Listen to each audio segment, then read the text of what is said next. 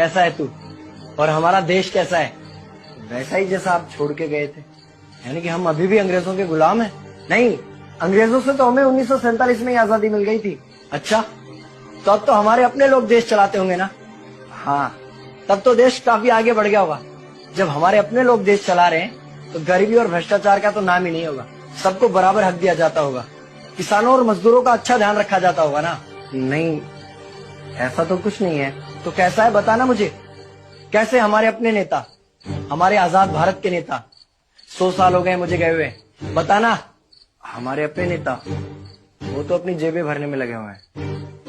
आने वाली 7 पीढ़ियों को नहीं बल्कि 700 पीढ़ियों को ना कमा कर खाना पड़े उस चीज के इंतजाम में लगे हुए हैं। तो तुम लोग क्या कर रहे हो और हमारे देश का युवा क्या कर रहा है? हम लोग तो इंस्टाग्राम पर रील्स देखने में बिजी हैं। यानी कि हमारी कुर्बानी का देश के लोगों पर कोई असर नहीं पड़ा।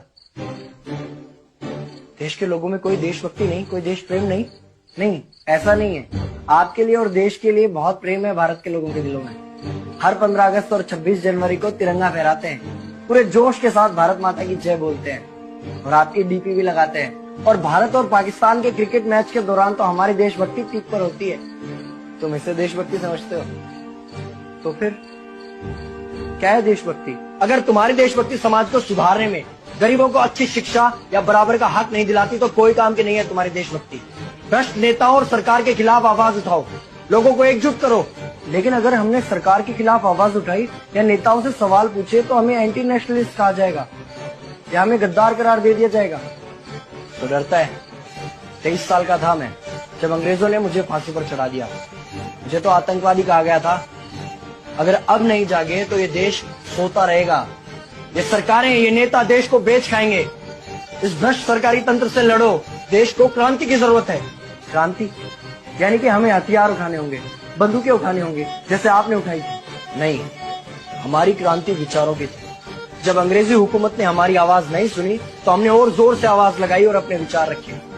और क्रांति केवल सत्ता को बदलने तक सीमित नहीं है, बल्कि इस भ्रष्ट अन्यायी तंत्र को जड़ से उखाड़ कर फेंकना है। पर ये होगा कैसे? अपने आसपास से शुरुआत करो।